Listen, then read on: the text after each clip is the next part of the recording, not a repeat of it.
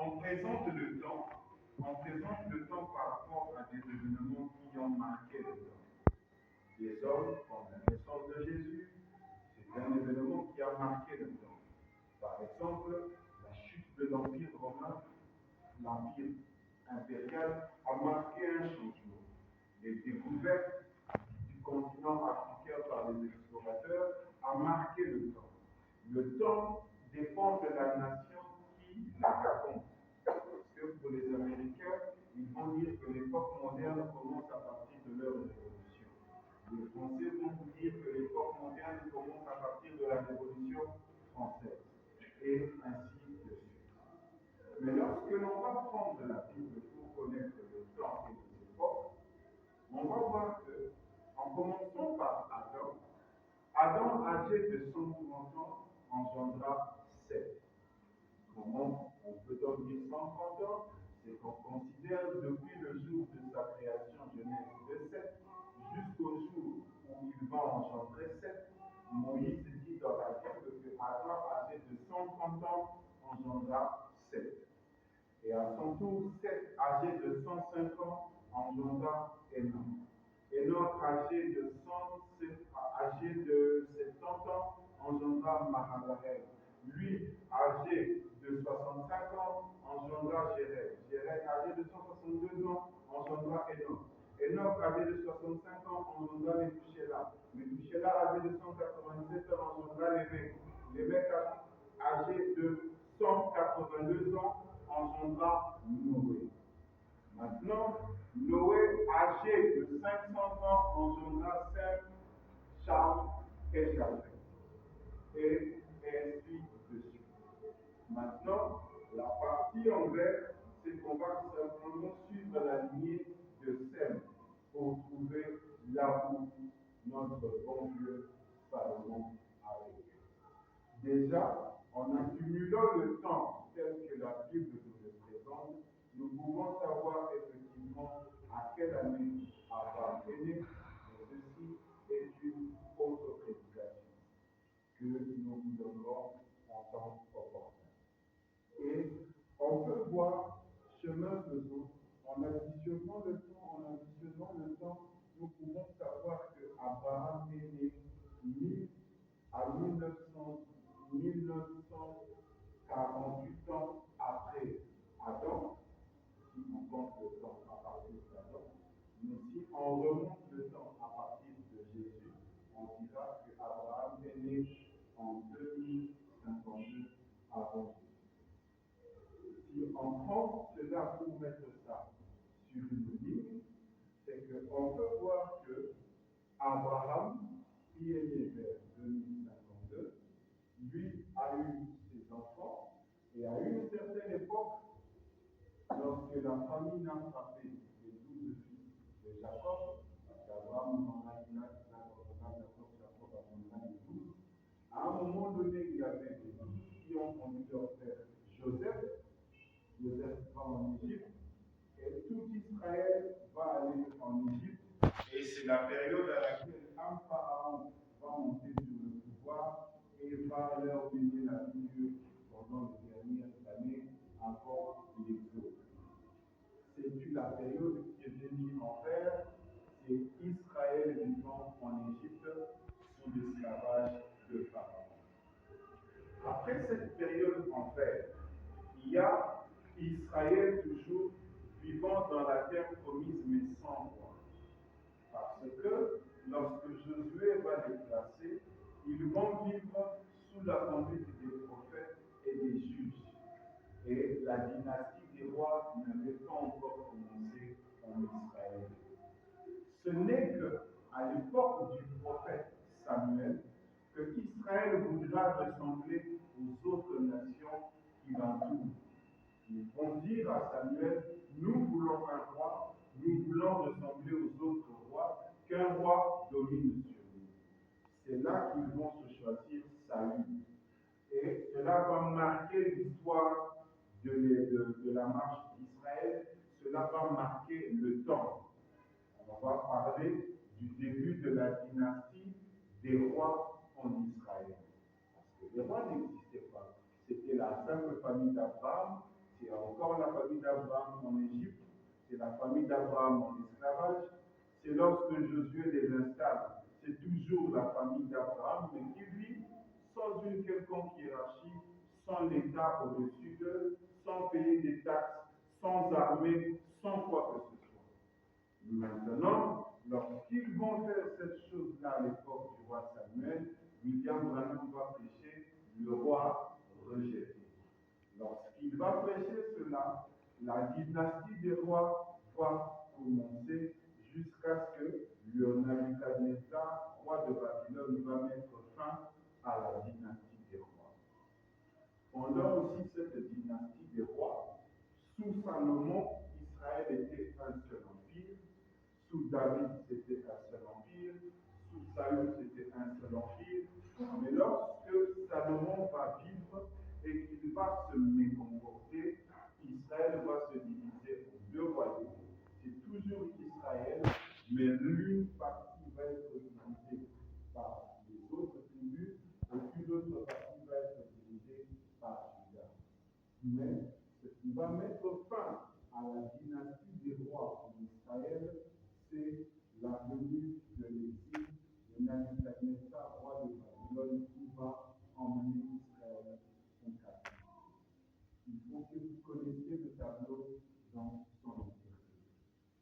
Et lorsque ils vont revenir de leur captivité après cette forte année, Israël sera dans sa patrie, mais elle sera dans sa terre, dans sa patrie, sous l'empire du royaume des Mèdes et de Perse. Ensuite viendront les Grecs, ensuite viendront les Romains. Et Jésus est né pendant la domination de l'empire romain. Soit qu'il était un homme libre qui était Israël, mais il était esclave de l'empire romain, un colonisé comme lui. Donc, Salomon, lui, lorsqu'il va vivre dans cette époque, pratiquement 900 ans avant Jésus, il va voyager jusqu'à son père Abraham, il va voyager jusqu'à Adam, et il va dépasser Adam, et il va déclarer qu'il a vu des êtres plus heureux, ceux qui n'existaient pas encore. Et ensuite, il va parcourir le temps dépassant William Branham jusqu'à la destruction du monde. Et il va faire cette déclaration qu'il n'y avait rien de nouveau sous le soleil. De sorte que, à partir de l'an 1970 avant Jésus-Christ, l'Éternel ne vous montrera rien de nouveau. C'était fini. Plus rien. Si vous dites que s'il y avait des chaises en plastique, sachez qu'il y en avait. Si vous dites qu'il y avait des montres, ça existait déjà. C'est en 1970, avant Jésus-Christ, toute l'histoire de l'humanité était déjà connue. Le livre était déjà fermé. Prenons ce qu'il dit. Ce qui est a déjà été, c'est ce qui a été, c'est ce qui sera. Et ce qui s'est fait, c'est ce qui se fera. Il n'y a rien de nouveau sous le soleil.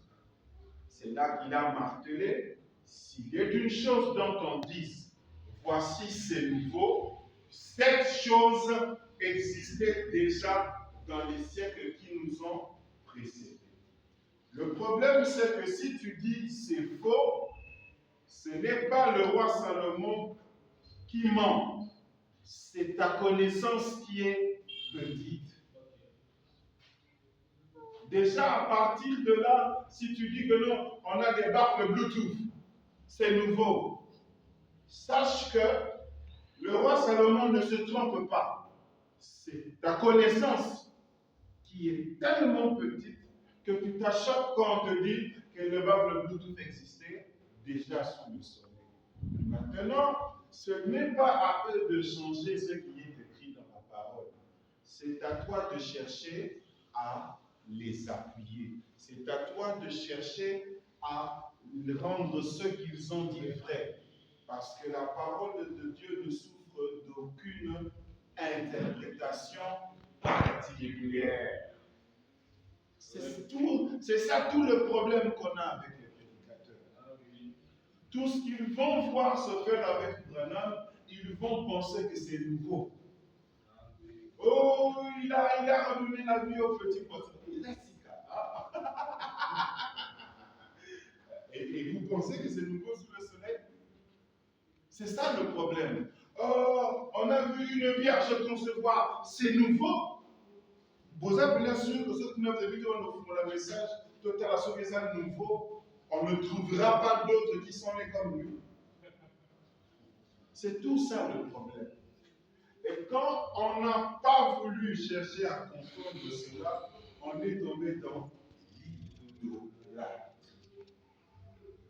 Et c'est le premier principe qu'il fallait mettre en place. Prenons le volet scientifique. On en a déjà parlé dans le Dieu Adam, alors on ne va pas tellement lire. Je sais que d'autres ont pu rater ça, mais on a déjà vu ça. Survolons un peu. Regarde. À une époque, il y avait une civilisation plus avancée que celle-ci. Et il dit déjà. Donc, vous connaissez ici et il. Donc déjà, s'il y a cette époque, à l'époque dont il va déterminer, alors cette époque, s'il y a quoi? Le Bluetooth. Cette époque a pas les drones. Cette époque a pas les fusées. Citez-les autant que. Mais sachez qu'à une époque, il y avait une civilisation plus avancée que celle-ci. Alors il faut d'abord chercher cette civilisation. Elle était avant Salomon. Si elle était avant Salomon, c'est que Salomon l'a vu. Et si elle était plus avancée que celle-ci, sachez que tout ce que vous voyez ici n'est qu'une simple répétition. Ça, le volet scientifique, parole d'Iman. À une époque, il y avait une civilisation plus avancée que celle-ci. Et c'est la civilisation des serpents. Un homme était là, dehors, en train de construire une arche. Il disait qu'il allait pleuvoir. Il n'y avait jamais même pas un seul nuage dans les cieux pendant 2000 ans, depuis la création du monde. Déjà, il faut, dans la zone pendant 2000 ans, il n'y avait pas eu de nuages. Il faut toujours, déjà, n'avait pas côtoyé pas. Parce que c'est à l'époque de Noé. Il a vécu à cette époque, puisque le début s'est passé ici. Donc, de zéro jusqu'ici, on voit déjà que c'est l'époque dont il parle. Pas un seul nuage dans le ciel. Et c'est à cette époque qu'il y avait une civilisation plus avancée que tout ce que vous pouvez voir aujourd'hui. Et déjà, on sait voir que Noé a vécu avant Salomon. Vous voyez? Rien qu'en mettant la ligne du temps. Égoïsme. Pendant 2000 ans, depuis la création du monde, il n'y avait jamais eu un seul nuage, pas un seul coup de tonnerre, ni d'éclair, ni rien d'autre. Et pourtant, Dieu lui avait dit que c'est ce qui lui allait arriver. Car son grand esprit allait faire sortir ce monde de son orbite. Là, elle inclinait pour provoquer la formation des nuages. Le frère Branham raconte que la terre à l'époque de Noé était droite, comme celle-ci, et que le climat était uniforme sur toute la terre. Mais les eaux du déluge ont fait que la terre s'est inclinée de 23 degrés. 5, ça a fait sortir la terre de son orbite. Et c'est ça qui a provoqué des nuages et la pluie. Poursuivons. Si Dieu l'avait dit, cela allait simplement se faire tel que Dieu avait dit que cela allait arriver. Le problème, c'est que on a vu que les pensées de Dieu sont réelles. De telle sorte que quand un prophète comme Noé pouvait voir le déluge en vision, c'était tellement réel au point que atiki na ye makambo azosala amati pene na ngomba me yo so tonga bwato likolo ya ngongo oza liboma. Si tu veux construire un bateau, va le construire près de l'eau. Mais il a tellement vu ça, c'était tellement vrai, que même s'il ne sait pas vous l'expliquer, ce qu'il a vu est tellement réel, que lui se met à vivre en fonction de ce qui est réel.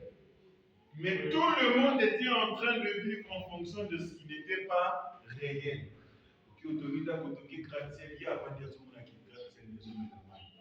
Ok, au stade, en tout cas, tout ce que tu fais se réduit à zéro. Il paraît bête devant l'humanité, mais il est l'homme le plus intelligent de l'humanité. Alors, si tu l'amènes à faire ta physique, ta chimie, alors à zéro, bourrique, vous êtes le bébé. Mais, à l'île tout dans les Kinois vous disent Mutabatami, les dieux n'ont. Ces expressions ne sont pas bonnes. La parole est bien taillée pour cela. Regardez, il s'agissait du déluge. Alors, rapidement, prenons les derniers de Satan.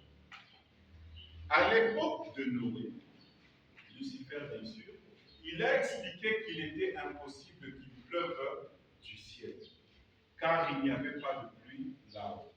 Son grand évangile scientifique qu'il avait prêché dans le jardin d'Éden, il pouvait envoyer des instruments jusqu'à la Lune et prouver qu'il n'y avait aucune humidité là-haut.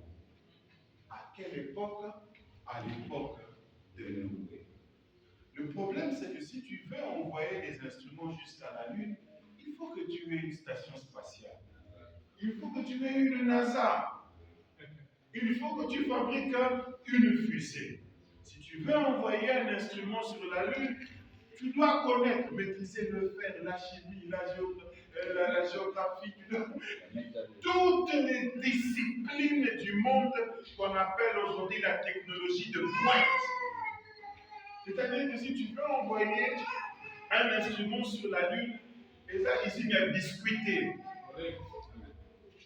C'est-à-dire que vous devez avoir des processeurs, des puces, vous devez avoir des cartes mères, des circuits intégrés, parce que vous ne saurez pas maîtriser toutes ces choses. Pour envoyer des instruments sur la Lune, mais c'est que vous avez la technologie d'aujourd'hui. Et si pour aller là-bas, il vous faut habiller des astronautes, c'est-à-dire qu'ils avaient une usine de textile très avancée. Mais ça se fait au moyen des ordinateurs, c'est qu'il y avait des centres de commande, c'est-à-dire, et ceux qui faisaient ça, c'était les serpents. La lignée du serpent. Ils vous maîtrisaient la chimie, la mécanique, tout ce que vous voulez, et ils étaient en mesure d'envoyer des instruments sur la Lune. Et puis, il y a non seulement comme la Lune, et puis un zombie. Avec Noé. À l'intérieur, il y a tout. Mais voilà, vous avez vraiment un problème. Ils étaient capables de le faire. Si vous voyez les Américains envoyer des choses là-bas, sachez que ce n'est pas nouveau sous le soleil. Le problème, c'est que vous ne le saviez pas. Le roi Salomon regarde en vision et il n'y a rien de nouveau.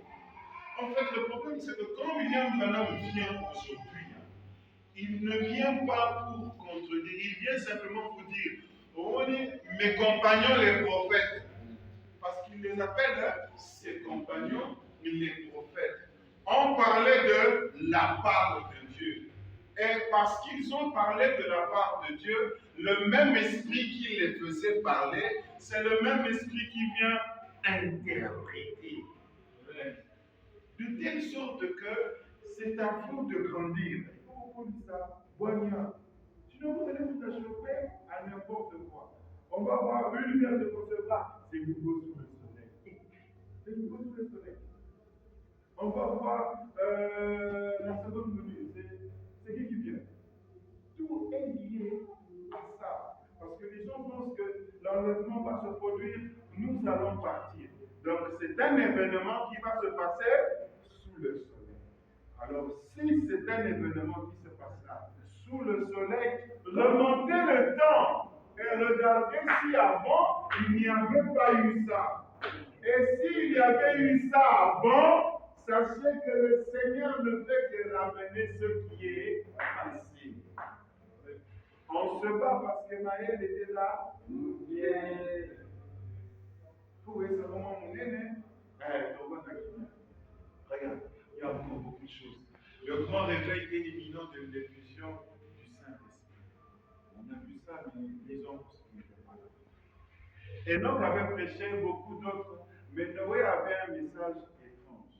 Il est monté sur une colline et a construit une hache, car il disait que la pluie tomberait du ciel. Dieu l'avait dit.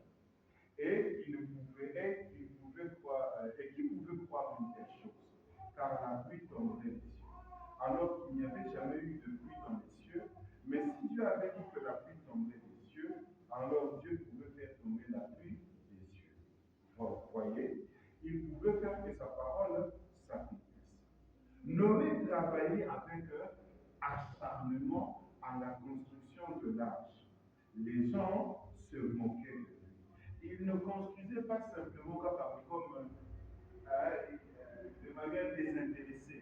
C'est avec acharnement. Parce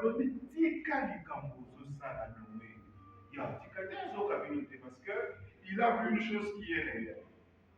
Pouvez-vous vous imaginer certains braves gens de l'époque, très cultivés, des érudits, des passants de loin ce que nous avons aujourd'hui? En effet, on en a des preuves.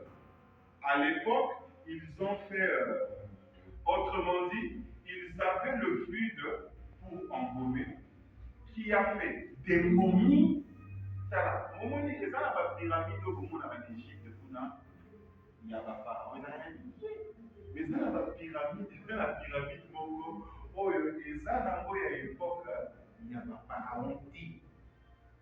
Et la preuve de leur passage, ils ont fait des momies que nous ne pouvons pas faire. Et nous ne pouvons pas faire cela aujourd'hui. Ils ont construit la pyramide, le sphinx et beaucoup d'ouvrages là que nous voyons aujourd'hui comme leur signe. C'est pour ça que nos pharaons nous ont dit c'est pour ça qu'ils ont une histoire où on va mettre la oui, non, un message.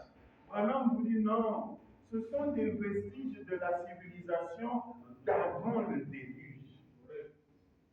Pyramide de il va vous raconter que ça pèse des tonnes et des tonnes. Il y a des cailloux plus gros que ce tabernacle. Et ils ont fait monter ça avec quoi? Vous devez posséder une technologie que vous n'avez pas aujourd'hui. Voyez? Et c'est quelle lignée qui a fait ça? C'est la lignée de Caïn, parce que la civilisation que nous avons commencé a commencé avec le fils de Caïn, Tubal Caïn. Et c'est après que quand Dieu va mettre dans l'arche, il va tous les noyer. C'est parce qu'il dit que ben introduit dans le bagage de valise dans le traité. Avant de quelques vestiges. Le bagage c'est pas vrai. On va enchérir, il faut que rajouter. Bon, allons-y. Autrement dit, ils avaient le fruit pour pouvoir embaumer, ils ont fait des momies, nous ne pouvons pas faire cela aujourd'hui, ils ont construit la pyramide, le sphinx, et beaucoup d'ouvrages là que nous voyons aujourd'hui comme leur signe. Tenez, récemment, on a déterré à Mexico des installations hydrauliques très modernes. Voilà. Ce Nous, Congolais, nous vivons ici. Mexico, il y a zone qui va désiré par l'installation hydraulique des Sahara. C'est en Amérique centrale. Ceux qui te soumettent, moi, comme au Mexico, il y a beaucoup. Quand vous allez au niveau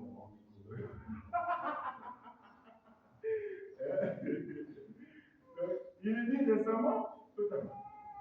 Qu'est-ce qu'on a découvert à Mexico? Tenez, récemment, on a déterré à Mexico des installations hydrauliques très modernes, là où il y avait une civilisation moderne, probablement de l'époque antédiluvienne. L'installation hydraulique au Boulogaka, c'est tous les ouvrages qui travaillent avec l'eau, comme les barrages, et ça, installation hydraulique. Avec une installation, des installations hydrauliques. On appelle par la régie des eaux. C'est une installation hydraulique. Il y a pour traiter les eaux, tout ce qu'ils disent aujourd'hui, les études d'environnement, les réchauffements climatiques. Ils avaient des installations hydrauliques, barrages modernes. Et en Mexico, on vient de déterrer ça. Déjà de l'époque. Probablement de l'époque antédiluvienne. C'est pour vous dire qu'il n'y a rien de nouveau sous le soleil. Ce n'était que l'introduction. Ça, c'est encore un bis encore. On rajoute. Oh là là, rajoute. L'alliance confirmée d'abord. Comment pouvez-vous faire monter jusque là-haut dans les airs un bloc de pierre de la grandeur d'un demi-pâté de mur? Il parle de la protection des pyramides. Qui pouvait peser 1000 tonnes. Ce qu'ils savaient à l'époque, c'était la puissance atomique, juste comme on en a aujourd'hui. Donc, ils avaient des instruments. Les gros engins que nous voyons ici, ce sont ceux qui font les routes. Maintenant, le problème, c'est que pour pouvoir l'utiliser, vous mettez le pétrole, c'est-à-dire du diesel ou n'importe quel type de carburant. Mais si ce tracteur-là fonctionnait à l'énergie atomique, oui, mais merci. Bon, on a beaucoup de automatique et tout ça, puisque l'énergie est pratiquement illimitée. C'est une centrale nucléaire à l'échelle d'un camion. Et si tu as cette énergie-là dans ta maison, le mieux développé pendant des siècles et des siècles. C'est-à-dire que ces gens-là avaient un courant stable, un courant qu'ils pouvaient appliquer dans leurs instruments de construction. Ils pouvaient prendre aujourd'hui pour lever des choses, on utilise des crues. On a un fil sur pendant qu'on a immeuble. Pour cru on a un démarrage, c'est un tel tonnage. Parce que les câbles et tout ça, c'est bien calculé. Et tout ce qui fait tirer ça à cette hauteur-là, parce que plus vous élevez un poids, plus ça devient lourd à cause de la pesanteur. Mais maintenant, si vous avez un bloc de 1000 tonnes, grand comme ce bâtiment, pour poser ça à la construction de votre pyramide, c'est le moteur qui fait ça. Ce n'est pas les câbles, c'est le moteur, la puissance du moteur. Et si ce moteur-là a la puissance atomique, vous voyez déjà quand ça explose, ça détruit pratiquement. On a vu les résultats à Hiroshima et à Nagasaki. Maintenant, toute cette puissance est canalisée dans une machine, mais ça soulèverait n'importe quoi. Donc il n'y a pas de limite à ce que vous pouvez construire. Il n'y a pas de limite. Et on vous disait déjà que ces choses-là étaient anciennes. Ce n'est pas nouveau. Ça pouvait peser 1000 tonnes. Ce qu'ils avaient à l'époque, c'était la puissance atomique, juste comme on en a aujourd'hui. Donc, nous avons dit comment on a eu, avant que vous ayez un laptop, si maintenant on se compte à la arche, sur la arche, n'est pas quand ça a été un film. À ce moment-là, on a moins 6 mois pour se faire des. Il avait des machines pour construire son arche. Il avait des instruments modernes. Il y a aussi un bateau pour mettre tous les animaux à l'intérieur. D'abord, ça t'a pris 120 ans parce que tu es tout seul.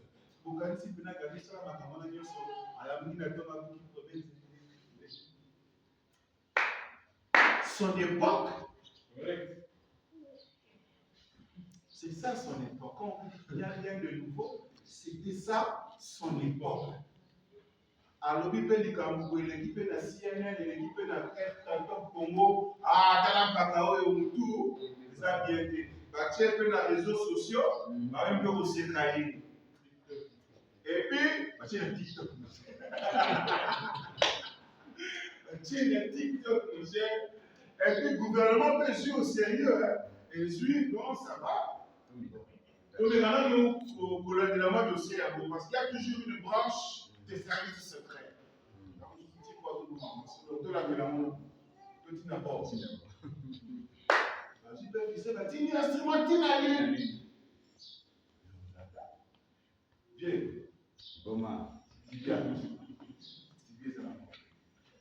Et regarde, ils avaient la puissance atomique juste comme on en a aujourd'hui.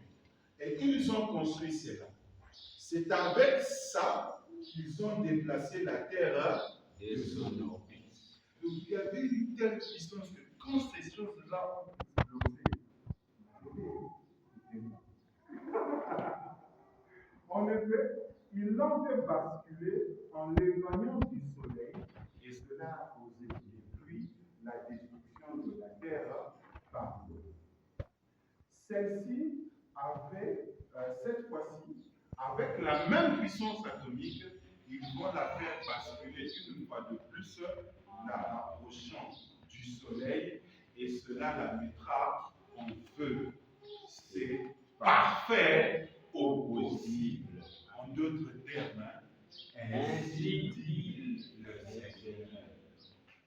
Donc, les bombes de l'autre fois ont déplacé la terre loin du soleil, nous les chrétiens. Mais les bombes de cette fois-ci vont rapprocher la terre du soleil et pays mon. Vous voyez? C'est parfait au possible. Regarde, ainsi dit le Seigneur. Regardez, on va terminer par cela pour entrer. Ça, c'était que l'introduction. Résumé. Au temps de Noé, les gens pensaient, eh bien, ils vivaient. Maintenant, si une grande pluie tombait effectivement, il n'y en avait jamais eu. Mais si elle tombait, eh bien, nous avons des navires et des bateaux. Noé, nous avons un porte-avions, nous avons un bateau, nous avons un Titanic, nous avons un bébé. Nous avons un nyonso. Veut dire que, soi-disant, à un bateau, oh, ils en avaient. Et Jésus a dit, regardez, mais si elle tombait du ciel, eh bien, nous avons des navires et des bateaux. Vous direz, ils n'en avaient pas. Ils en avaient. Amen. Ils avaient des bateaux. Tant vous pouvez à Gaël pour le faire Noé.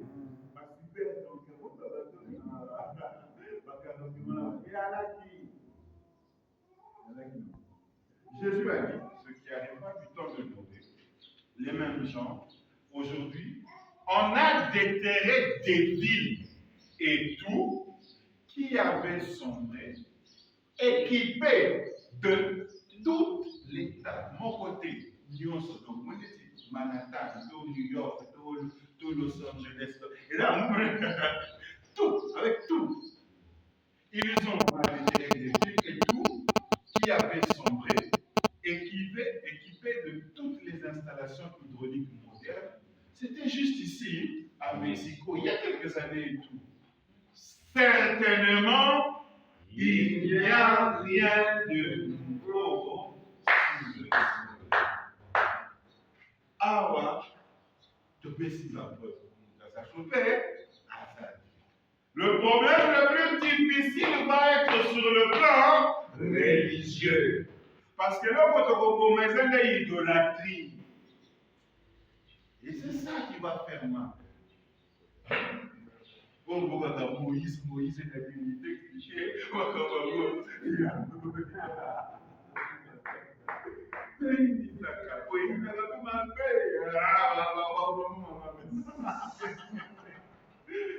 c'est ça le problème. C'est ça le problème. Commençons. Deutéronome. Et Deutéronome 18. Et il dit déjà, tu seras entièrement à l'Éternel ton Dieu. Ma dit déjà contre l'idolâtrie. Vous voyez comment les choses commencent. Tu seras entièrement à l'Éternel ton Dieu. Car ces nations que tu chasseras, écoute les astrologues et les devins. Mais à toi, Israël, à toi, Lighthouse, l'Éternel ton Dieu ne le permet pas. Amen. Amen. Les choses commencent ici. Mais c'est quoi un astrologue? C'est quoi un devin?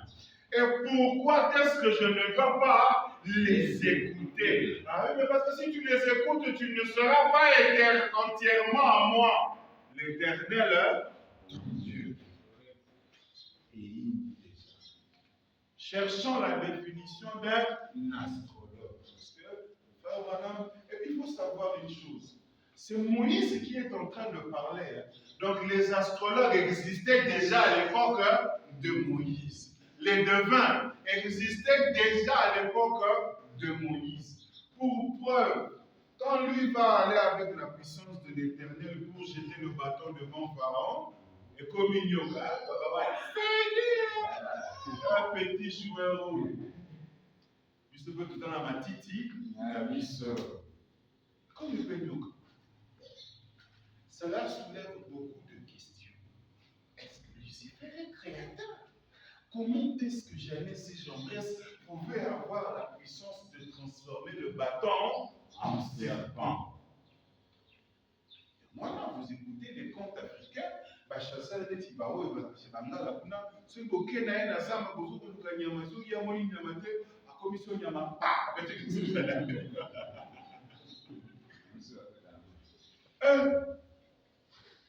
mais c'est sérieux. Tout ça, faut te pas t'intéresser, c'est terrible. Regarde. Qu'est-ce que Wikipédia nous dit? Un astrologue. Un astrologue, c'est celui qui pratique l'astrologie. La définition est celle-ci.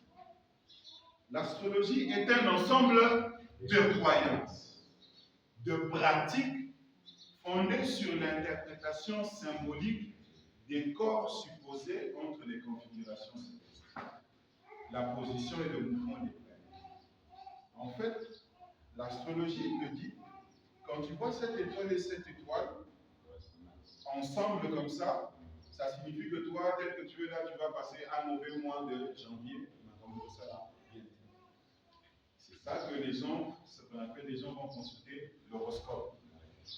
C'est quoi? L'astrologie fait une interprétation symbolique par rapport au mouvement des planètes du système solaire. Par exemple, l'astrologie va vous dire, oh non, ceux qui sont nés sous le signe du taureau sont colériques, sont généreux, sont ceci. Ce sont des croyances. Il n'y a rien qui est scientifiquement prouvé. Que tous ceux qui sont nés sous ce signe du zodiaque sont doux, sont colériques, sont passifs. Ça n'existe nulle part. Et le dictionnaire reconnaît que ce sont des croyances et des pratiques. En d'autres termes, c'est une religion. Ah! Et toi, tu veux mettre une autre religion que celle de l'Éternel dans l'Assemblée des saints? Ah, rien. Alors, c'est que tu as eu rien. C'est une religion. Et le maître astrologue, là, il est votre pasteur. Et parce qu'il interprète le mouvement des étoiles, c'est votre prophète. Alors sachez que l'Éternel, ton Dieu, ne les permet pas. C'est terrible. Poursuivons. Le problème, c'est que c'est Dieu qui a fait les zodiaques. C'est une réalité. Les zodiaques ont un langage par rapport aux prophéties. C'est une vérité. Mais Lucifer va prendre le même signe du zodiaque et donner sa propre interprétation. Et c'est ça qu'on appelle l'astrologie. Et il y aura des astrologues, des gens qui vont étudier ça, mais c'est comme si tu étais en mode. C'est-à-dire que tu vas prendre un livre d'astrologie d'un auteur quelconque. Un document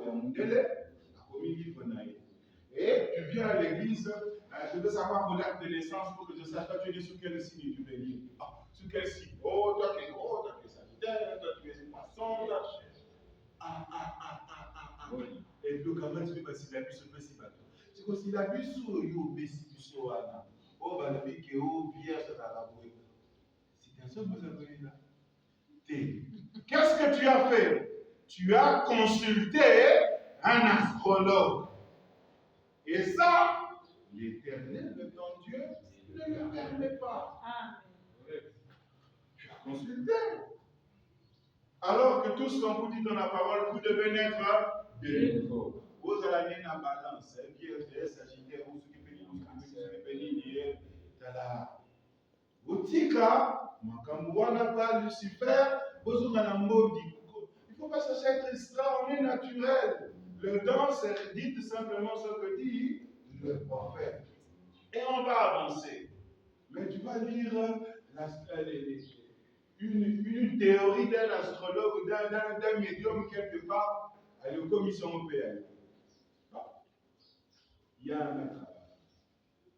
Regarde, prenons la 70e semaine de. Maintenant, mes frères, prédicateurs, et mes frères et sœurs, tout autour du monde, c'est un message solennel à nous tous. D'après ce que je comprends, la première Bible a été écrite, Dieu l'a écrite dans le ciel. Parce qu'il devait lever les yeux pour se rendre compte qu'il y avait un Dieu au ciel, que Dieu est au-dessus. Et si vous remarquez dans le zodiaque, maintenant, que personne d'entre vous n'aille, tenez-vous strictement à cette Bible-ci. Avec qui ça dit les abyssaux. Il est vrai qu'on peut voir que ça commence par la Vierge et que ça se termine par le lion. La première venue vient par une Vierge et à sa seconde venue, il vient comme le lion de la tribu de Juda. Mais que personne d'entre vous n'aille, tenez-vous strictement à cette Bible-ci. Parce qu'il n'y a aucun astrologue.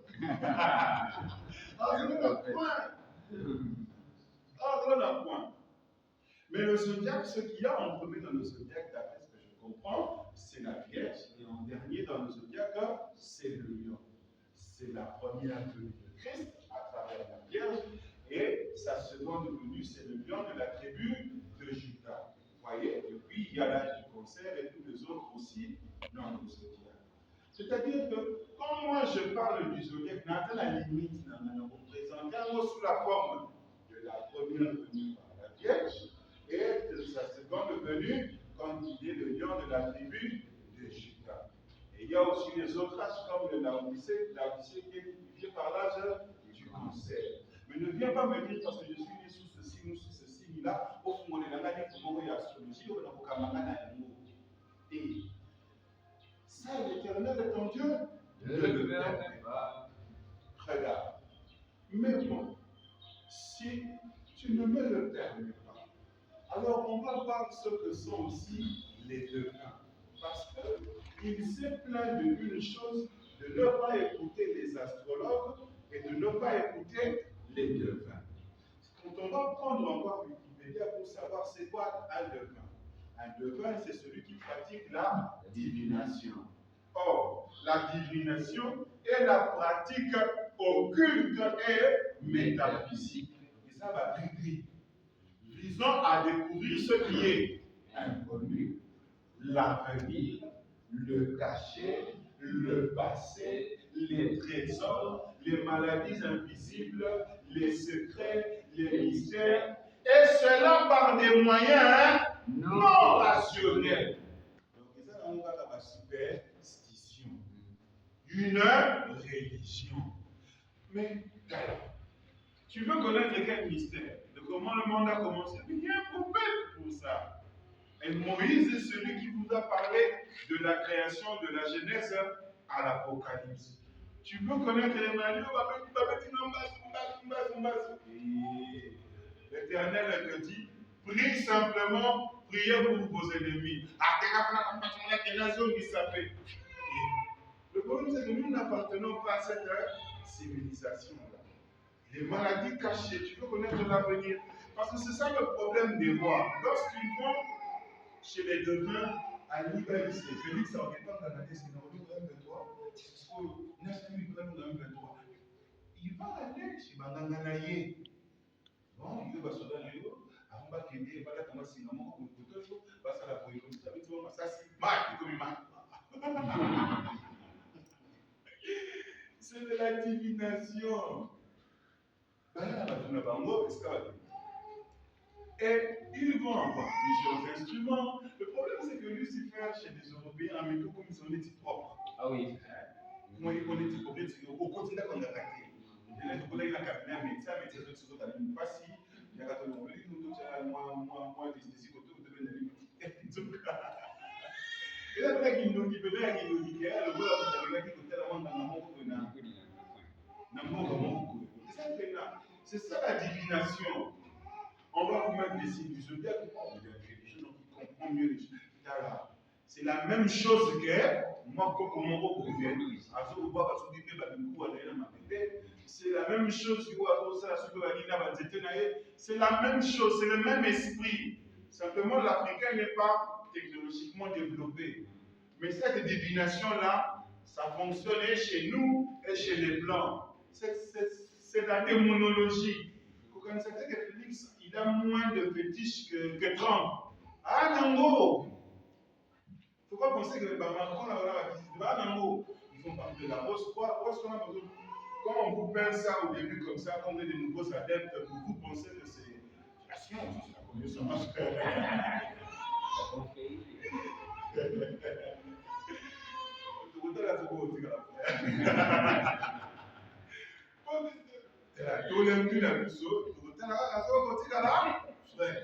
C'est tout ce qu'on peut faire.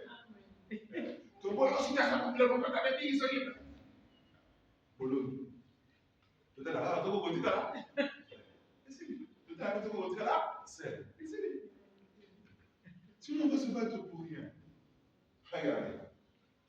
Tu seras entièrement l'Éternel et ton Dieu.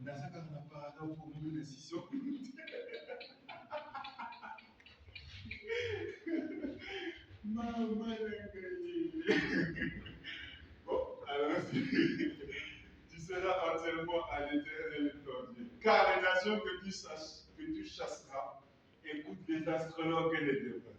Mais à toi, l'Éternel, ton Dieu, ne le permet pas. Ah. Bon. Si tu ne le permets pas, tu me donnes quoi? Un échange. C'est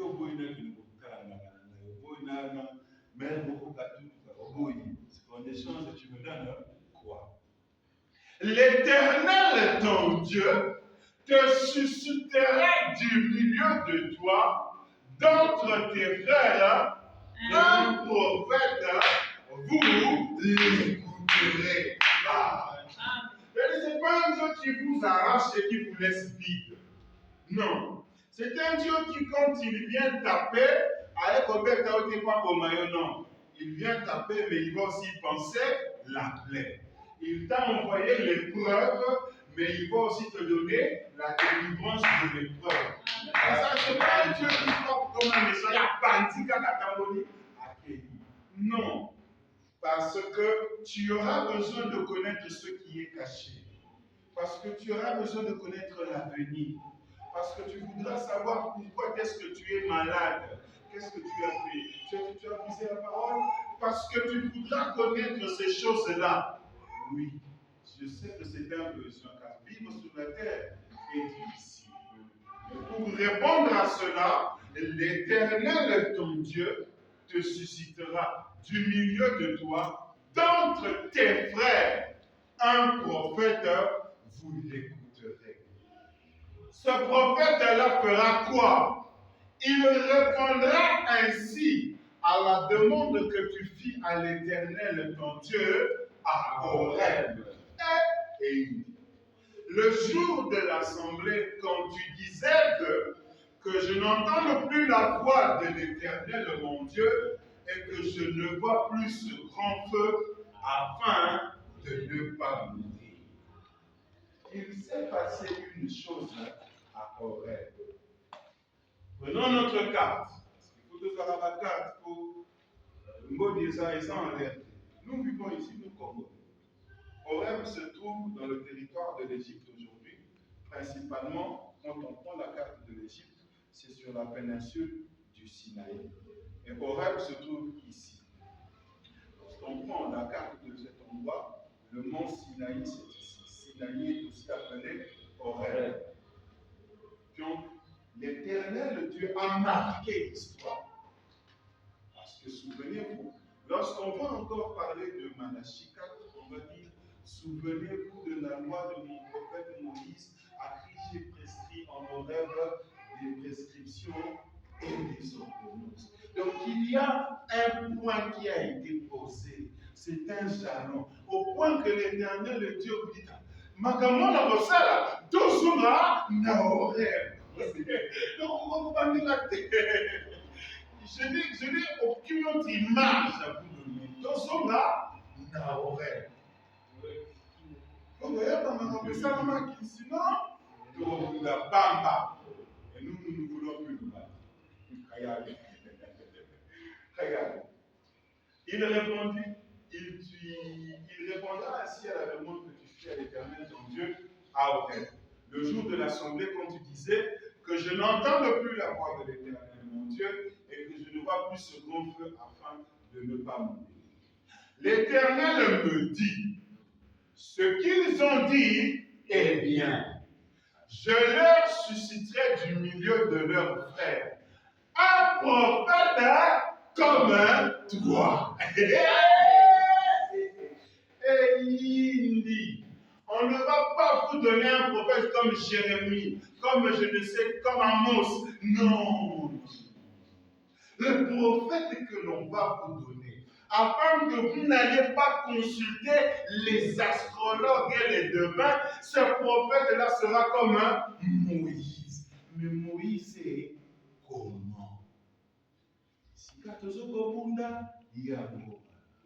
Parce que les paroles ne sont pas données en vain. Chaque mot, tout compte. Si on suscite le prophète de Deutéronome 18, alors le prophète de Deutéronome 18 devrait être comme toi, Moïse. Mais qui est le prophète qu'on a promis dans Deutéronome 18? C'est un problème. Je mettrai mes paroles dans sa bouche. Les paroles de l'Éternel seront dans le prophète qui sera suscité comme lui.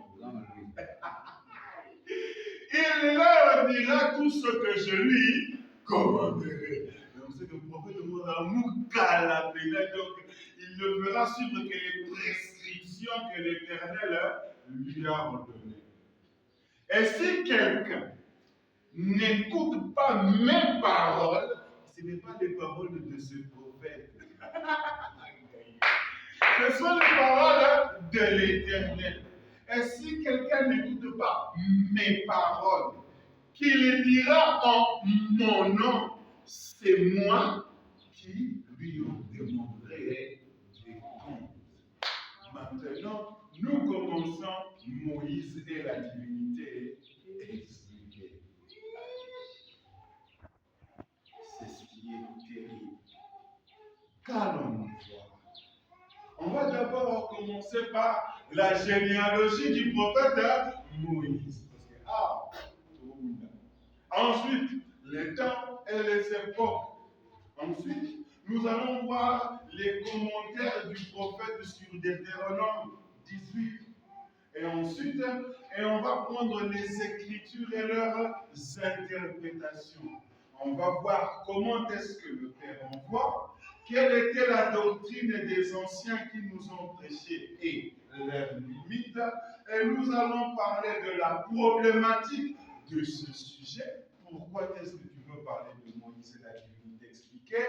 Et enfin, nous allons introduire le prince Eliou et la réponse du prince Eliou, dans l'espoir qu'aujourd'hui, nous finirons ceci. Mais pour ce qui est du reste, Esa et Bélé. Donc, pour eux, comme là, notez. Regarde. On va commencer.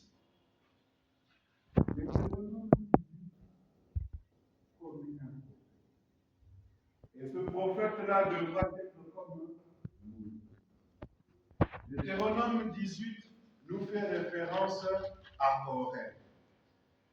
Lorsqu'on prend Malachie 4, lisons là, mais pour vous qui craignez mon nom, s'élèvera le soleil de la justice, la guérison sera sous ses ailes, vous sortirez et vous sauterez comme les veaux d'une étable, vous foulerez les méchants, car ils seront comme de la cendre sous la plante de vos pieds, au jour que je prépare, dit l'Éternel, des armées.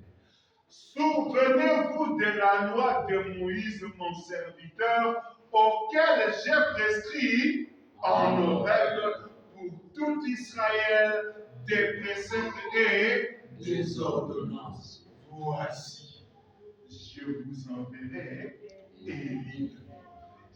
Tala. Bazokotin de la Bino Élie le prophète en rapport aux prescriptions qui ont été faites à Horeb.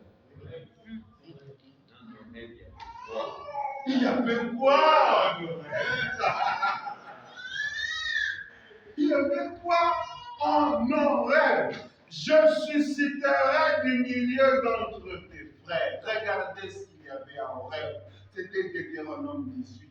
L'Éternel me dit, ce qu'ils ont dit est bien. Je leur susciterai du milieu de leurs frères. Il ne viendra pas du ciel. Il naîtra. Il sera suscité du milieu des frères. Un prophète comme toi. Je mettrai mes paroles dans sa bouche. Alors, c'est guéri. Prenons la généalogie du prophète Moïse. Parce que ce que vous appelez saint, Dieu ne l'appelle pas saint. La généalogie du prophète Moïse est racontée dans Exode 6, Exode 20, dans Nombre. On prend ceci. Amram prit pour femme sa tante. Amram, le père de Moïse. Bon, on y va.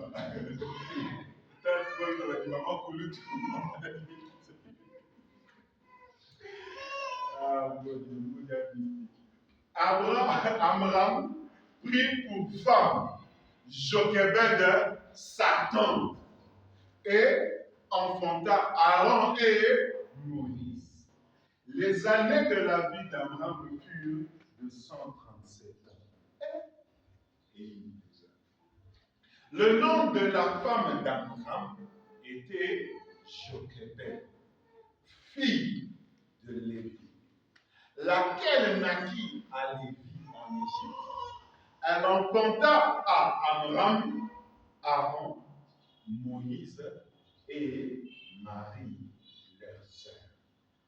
Donc, de ce couple-là, d'Amram et sa tante, on a les 3 ans. Quand on prend les généalogies, on voit quoi? On voit que notre généalogie commence par Adam, on descend à Noé, Noé qui a 3 enfants, Sem, Cam et Japheth, et quand on descend la lignée de Sem, on arrive à quel Abraham. Abraham qui à son tour, quand on va simplifier, Abraham a eu Isaac, Isaac a eu 2 enfants, Ésaü et Jacob, mais on compte qu'elle a lié par Jacob, Jacob qui va devenir Israël, et c'est de Jacob qui, avec ses 4 femmes, va enfanter ses 12 fils, sans compter des filles, et 12 fils. Et on a dit que Jochebed était une fille de Lévi qui naquit de Lévi à Israël. Et lui, Lévi, a enfanté Amram qui a épousé Jochebed et qui a eu 3 enfants, dont Moïse et leur frère Cadet. Maintenant qu'on les a repérés dans les généalogies, on va maintenant les repérer dans le temps. Dans le temps, on a déjà vu qu'on a commencé de 0 à Adam, on a vu qu'on est descendu à Noé, on a vu que Noé, âgé de 600 ans, il y a eu les eaux du déluge. Après la sortie du déluge, on a Sem qui a commencé à enfanter ses enfants jusqu'à Abraham. Et quand on va poursuivre, on va voir que Noé enfanta Sem, Sem enfanta jusqu'à Abraham, Abraham enfanta Isaac, Isaac enfanta Jacob, Jacob enfanta les 12. Et parmi les 12, nous prenons la lignée de Lévi, Lévi qui enfanta Kohath, Kohath qui enfanta Amram, Amram qui enfanta Moïse. Lorsque l'on calcule la généalogie et la lignée de tous ces gens-là, on voit que Moïse est né soit 1412 ans avant Jésus-Christ, ou bien Moïse est né 2588 ans après Adam. Et il mourut vers 1292 parce que les jours de la vie de Moïse étaient de 120 ans. Nous calculerons tout ça plus tard. Il y a toute une prédication qui ne fait que traiter sur les généalogies et le temps. Regardez. Maintenant, posons-le dans le temps. On sait que Abraham, quand il a eu ses fils, et qu'il naquit en 2059, lorsqu'il a eu ses fils ont eu Isaac, Jacob et tout ça, Jacob qui a eu les 12 vont vivre en Égypte jusqu'à ce que l'esclavagisme va commencer, et Moïse va naître là, jusqu'à ce qu'à l'âge de 40 ans, il va se mettre au travail, il va être stoppé pour recommencer son ministère à 80 ans. C'est là qu'on vous dit que dans la parole, Dieu a appelé des vieillards, Dieu a appelé des jeunes hommes, Dieu a appelé des hommes moyens. Donc il n'y a pas d'âge pour le ministère. Donc on voit que Dieu a fait. Il veut tout ce qu'il veut de toute façon. Il veut tout ce qu'il veut de toute façon parce que c'est pas l'homme qui compte. C'est son esprit qui vivifie l'homme. Ce n'est pas l'homme qui compte. Donc par rapport au temps, nous pouvons dire pratiquement que Jésus et que Moïse a vécu en 1400 ans avant Jésus. Maintenant, nous allons prendre les commentaires du prophète. Espérons qu'on va finir. Regardez. La fête des prophètes. Nous allons d'abord souligner le caractère du Dieu qui est immuable. Dieu est immuable. On nous l'avait déjà dit par Salomon. Malachie 3 dit, je suis Dieu et je ne change pas.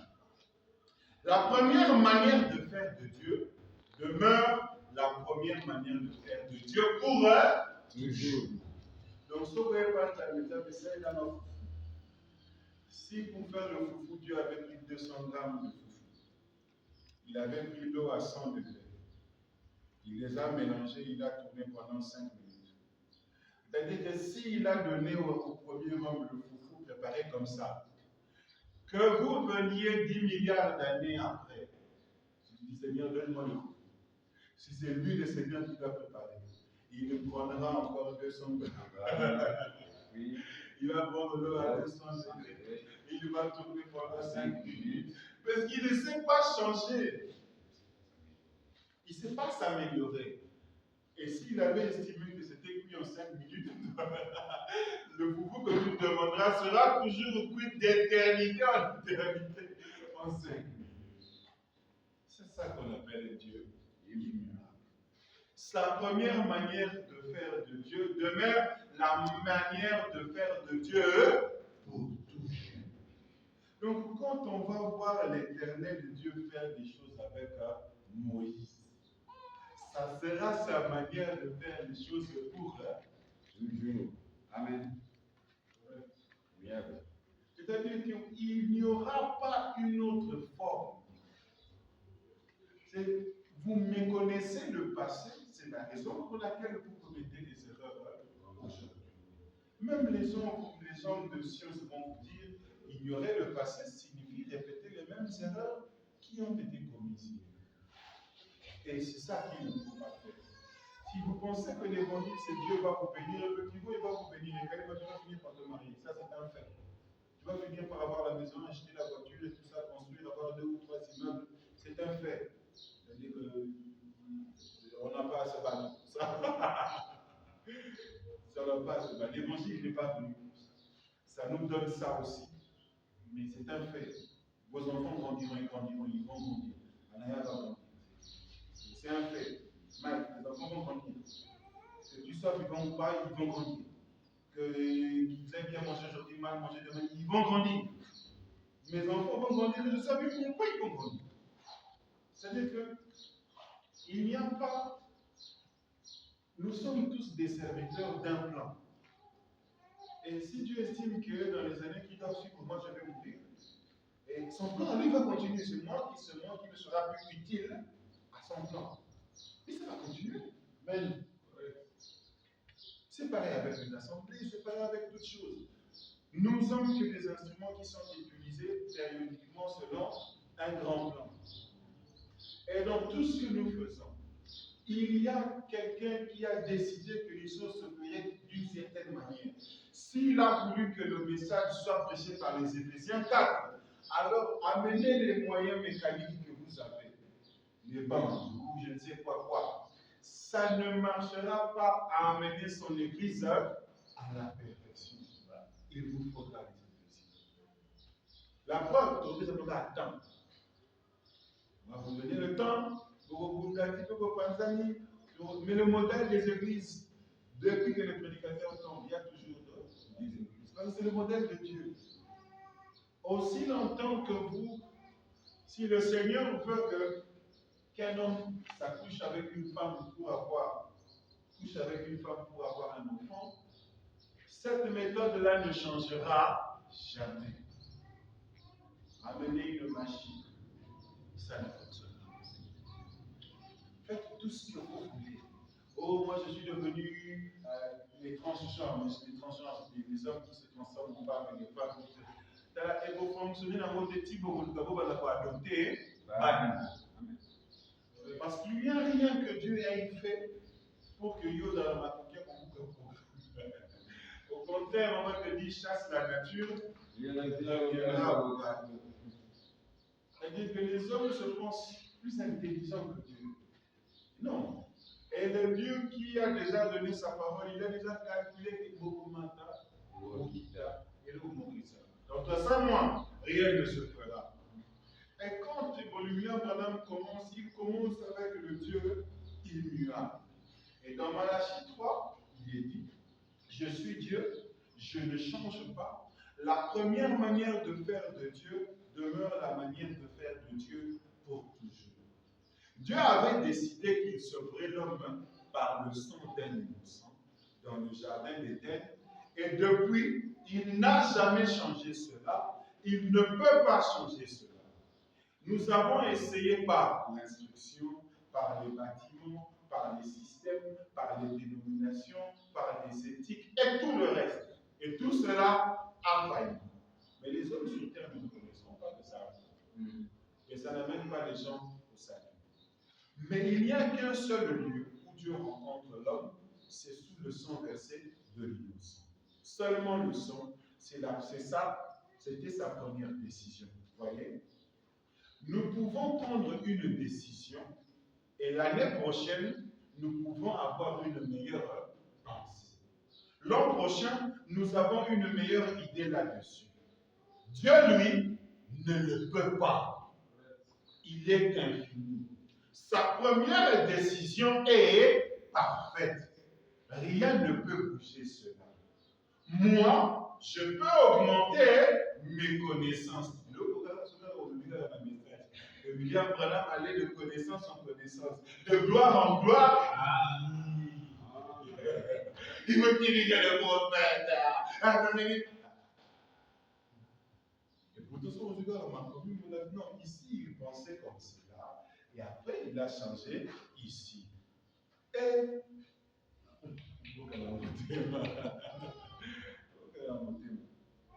Sa première décision est parfaite. Rien ne peut bouger cela. Moi, je peux augmenter mes connaissances. Nous sommes limités. Je peux augmenter mes connaissances. Vous pouvez augmenter vos connaissances. Mais Dieu ne peut pas augmenter ses connaissances. Il est parfait au départ. Par conséquent, sa première décision, faites-y reposer votre âme. C'est ce que dit la Bible. C'est juste. Donc, tant que rêve, parce que c'est la prescription qui nous a été donnée dans Malachie 4. Alors, sachez par conséquent que Dieu ne peut pas changer sa manière de faire. Sachez que sa décision, ses manières de faire sont immuables. Il ne sera pas le changer. Et sur ça, faites-y reposer votre âme. Quiconque t'amènera un programme aujourd'hui qui ne s'est jamais réalisé dans le passé, c'est un menteur. C'est lui-là. Quiconque te parlera d'une promesse pour l'Église des nations, une promesse que l'Église juive n'a pas eue, alors cet homme-là est menteur. Vous ne pouvez pas dire que nous avons une certaine promesse en tant qu'Église des nations que l'Église juive n'a pas su. Il s'agit de quoi? Ça n'existe pas. C'est-à-dire, vous voulez nous dire que Dieu fait quelque chose de nouveau sous le soleil. Alors, vous commencez d'abord par briser les Écritures du roi Salomon. Alors que lui, il était roi d'Israël à Jérusalem. Et toi, tu le crois? Il faut nous dire ce que tu es. Il faut nous dire que tu es. Parce qu'il y a eu à certifier, c'est dans le livre sacré. Il y a eu ce qu'on a certifié. C'était la base. Prenons Zachée l'homme. Cela a dû être une nuit terriblement terrible. L'histoire de Zachée, c'était un percepteur d'impôts, comme tout homme qui traite avec les finances, on va préjuger d'être un voleur. Donc, mais lui était un collecteur d'impôts. Effectivement, si vous allez à la DGI chez nous, il vous le cadre. Donc, quelque part, c'est un des voleurs d'impôts. Rien. Allez même aux États-Unis, Trump est en train de faire l'audit là-bas. Ils ont des fraudes des fraudes, des milliards et des milliards et des milliards. Nous sommes au Béta pour la gestion. Lucifer est un voleur, mais il va dire à l'autre tu es un voleur. C'est ça. C'est ça les Américains. Ils sont eux-mêmes corrompus, mais il va vous dire vous avez des mauvais systèmes, vous êtes corrompus. On ne va pas traiter avec vous parce que les leçons, votre avec vos enfants, c'est ce que Trump est en train de faire. Les démocrates, comme ils rouge, il va passer pour toi, va prendre les livres tout. Voilà, c'est ça là qui est vrai. Votre péché va vous atteindre. Alors, sachez, en tant que percepteur d'impôts, d'abord, il est mal vu aussi. Mais il est mal vu, de la bouteille, regarde, nada, bambou, nada, on n'a pas. Il est supposé mais la route, c'est dans c'est ça, ils étaient mal vus, c'était ça leur travail. Non seulement qu'ils étaient mal vus, c'est parce que César récoltait les impôts. Mais c'était un vendu qui n'a pu rwandais. Il faut mettre ça dans le contexte d'aujourd'hui. C'est comme si on est là-bas à l'Est et je collecte l'impôt Brunei.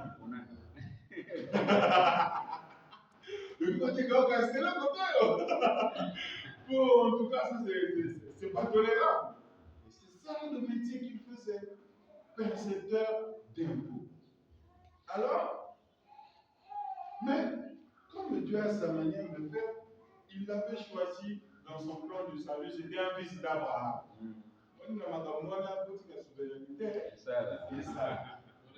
La souveraineté et ça. Parce que, en tout cas, c'est un homme de mauvaise réputation. Et Jésus, on l'a accusé de typo. Il y avait des publicains, des collecteurs d'impôts, des prostituées. Qui ont sainteté, il était un petit peu zappé. Parce que tous ceux qui l'entouraient étaient des gens de mauvaise. D'ailleurs, il avait une mauvaise réputation attachée à lui. Moi, la macabre. Donc, vous voyez que. Et Rebecca, c'est l'épouse de Zachée. C'est normal. Et il y a Jésus qui est dans le camp. C'est le message. Peut-être une disciple le courage de Jésus. Mais il y a Jésus qui est dans le camp. Elle priait sous la couverture pour que Jésus rencontre Zachée, pour que Jésus puisse faire quelque chose pour l'âme de son mari. Alors, cette histoire va commencer avec Zachée. Cela a dû être une nuit terriblement pénible. Parce que maintenant, il nous raconte que c'est cette nuit-là où